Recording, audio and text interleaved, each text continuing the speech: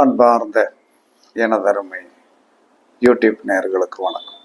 இதுவும் ஒரு முக்கியமான பதிவு தான். வாழ்க்கையில்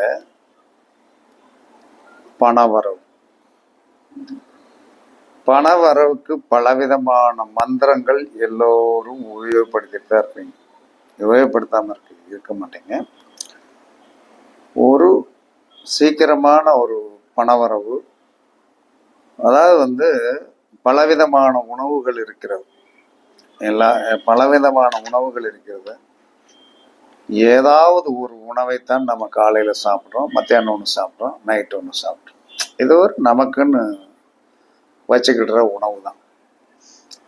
தேவையில்லாத உணவுகளை நாம் சாப்பிடுவதற்கு வாய்ப்புகள் இல்லை.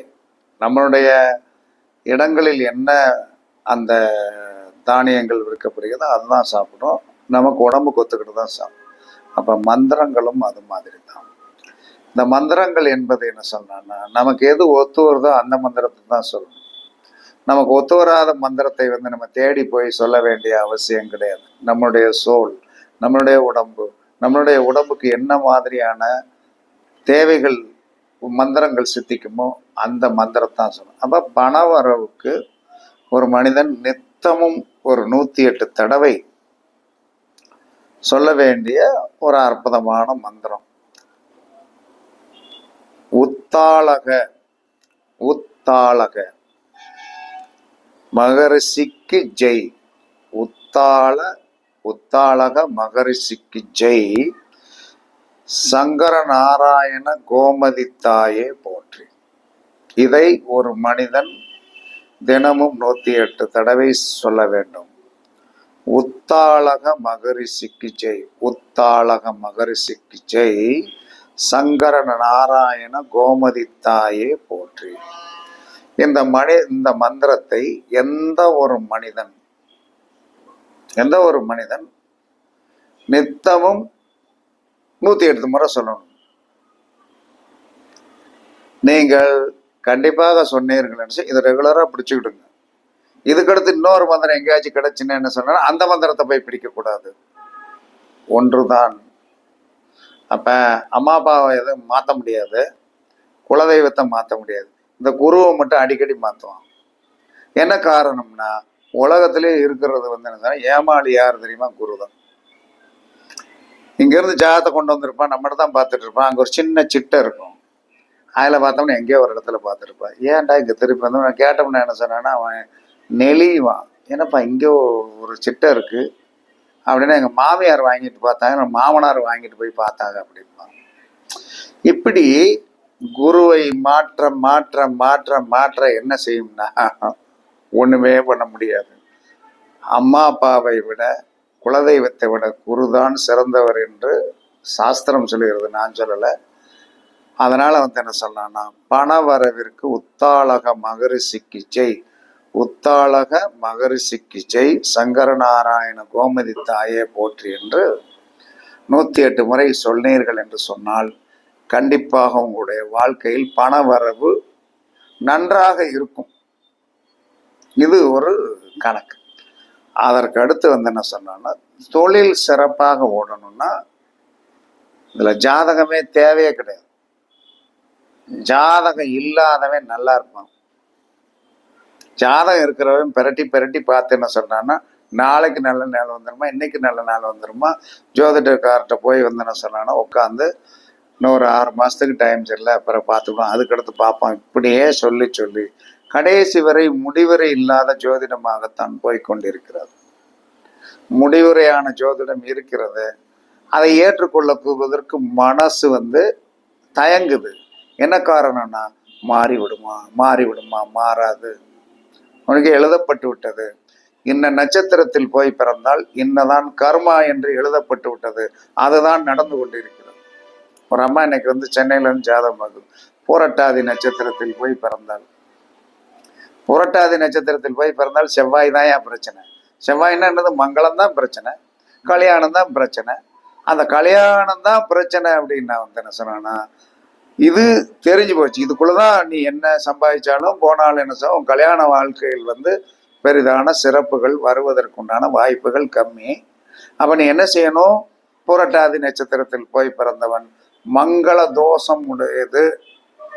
நீங்க எல்லாரும் நினைப்பீங்க புரட்டாதி நட்சத்திரம் சூரியனுடைய தோஷம் உடையது. சூரியன்னா அப்பா பாதிக்கப்படுவார். அது யார் பாதிக்கப்படுவார்னா அப்பா பாதிக்கப்படுவார். அதாவது ஒரு நட்சத்திரத்தோடைய தன்மை இண்டிவிஜுவலா நம்ம என்ன பாதிக்கப்படுவோம், நம்மளால் நம்ம குடும்பத்துல யார் பாதிக்கப்படுவார், இந்த ரெண்டு தான் ஜோதிடம். இப்போ புரட்டாதி நட்சத்திரத்துல போய் பார்த்தா அப்பா பாதிக்கப்படுவார், தாத்தா பாதிக்கப்படுவார், பூர்வீக சொத்தை அனுபவிக்க முடியாது, பூர்வீகத்தை விட்டு வெளியே வந்துடுவான். பூர்வீகத்தை விட்டு வெளியே வந்துட்டானா என்ன சொன்னா சூரியன் பாதிக்க மாட்டார். ஆனால் செவ்வாய் என்று சொல்லக்கூடியவர் யார், காலமெல்லாம் பெண்ணாக இருந்தாலும் ஆணாக இருந்தாலும் மங்களம் என்ற ஒன்று உண்டு.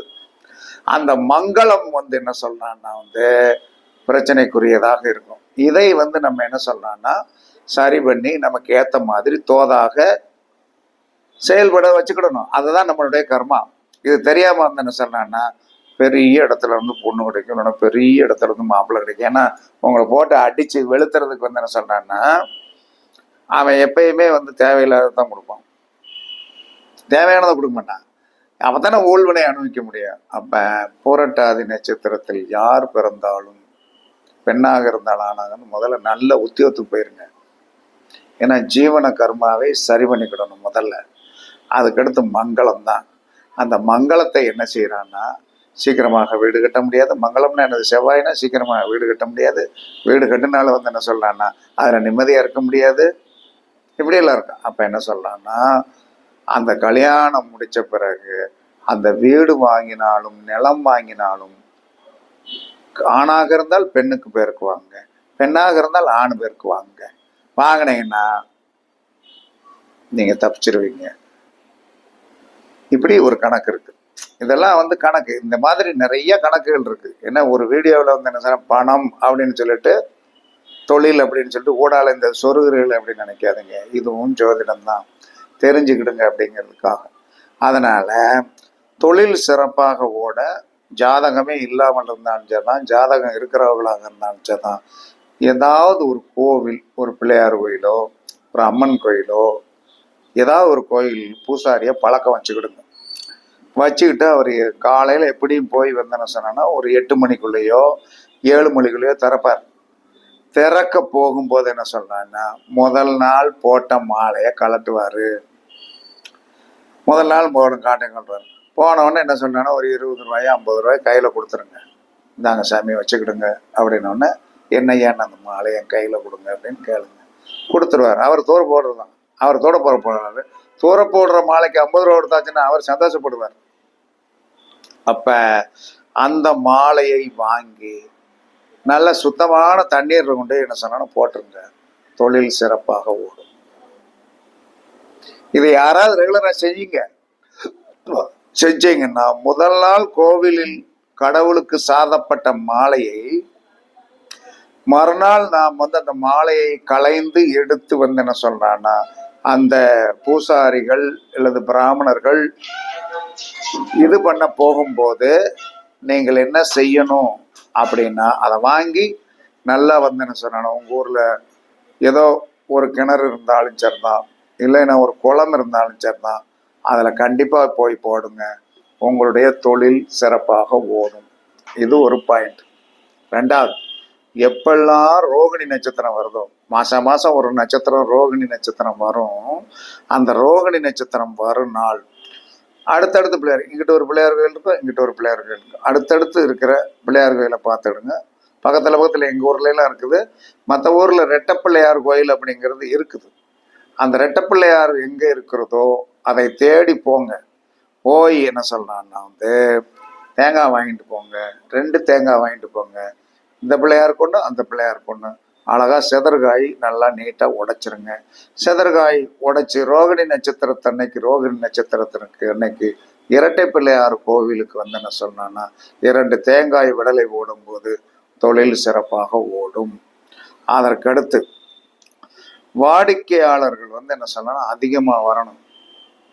வாடிக்கையாளர்கள் அதிகமா வரணும் அப்படின்னா என்ன செய்யணும் அப்படின்னா காவல் தெய்வங்கள் என்ன காவல் தெய்வம்னா கருப்பசாமி, ஐயனார், சொடலமான இப்படின்னு இருக்கிறவங்க மார்க்கெட்டுக்குள்ள அல்லது மக்கள் கூடும் இடத்தில் உள்ள மக்கள் கூடுற இடத்துல அய்யனார், கருப்பசாமி, சொடலமான என்னென்ன காவல் தெய்வங்கள், எல்லை காவல் தெய்வங்கள் இன்றும் இருக்கிறது.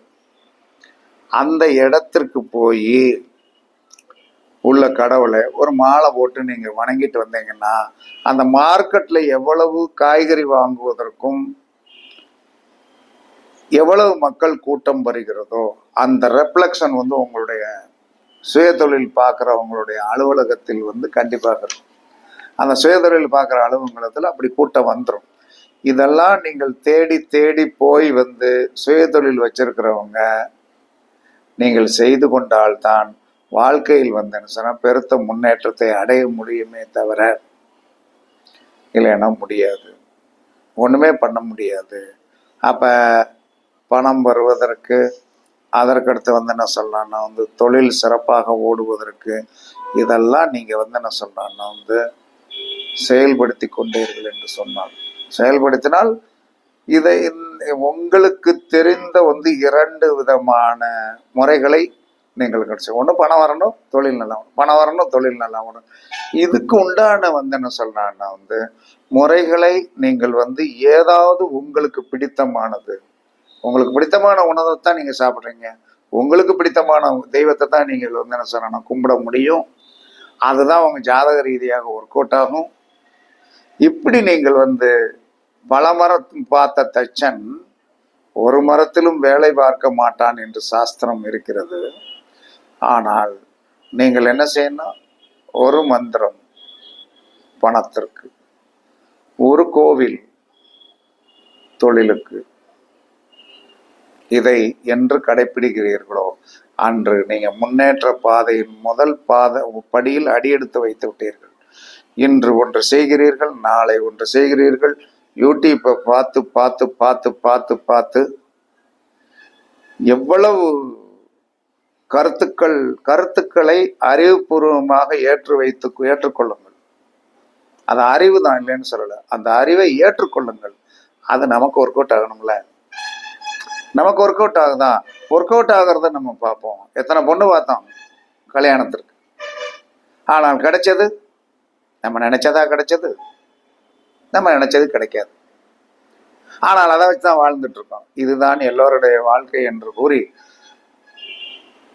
இதை என்ன சொல்லனா பிராப்த கர்மா அப்படிமா. பிராப்த கர்மா, அந்த பிராப்த கர்மாவை மனிதன் அனுபவிக்க பிறந்தவன். இந்த உலகத்தில் இருக்கிற ஒரு சந்தோஷமானவனை முன்னாடி வேணா நிறுத்துங்க, அவனும் ஏதாவது என்ன சொல்லணும் எனக்கு இந்த கஷ்டம்னு தான் சொல்லுவோம்.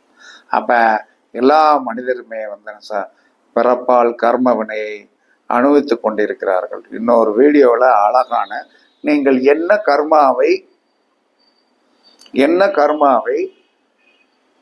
நித்தமா அனுபவிக்கிட்டு இருக்கிறேங்கிற ஒரு வீடியோவை இதோட இணைச்சி விட முடியாது. அதுக்கு தனி தலைப்பு கொடுத்து என்ன சொன்னா, ஒரு மனிதன் நித்தமும் அவன் என்ன பிராப்த கர்மாவை அனுபவித்து கொண்டு இருக்கிறான், அந்த பிராப்த கர்மாவை எப்படி தீர்வு செய்வது என்பதை ஒரு வீடியோவை கூடிய சீக்கிரம் இந்த போடுறேன். அப்பயே தெரிஞ்சு நம்ம கர்மா இதுதானா அப்படின்ட்டு.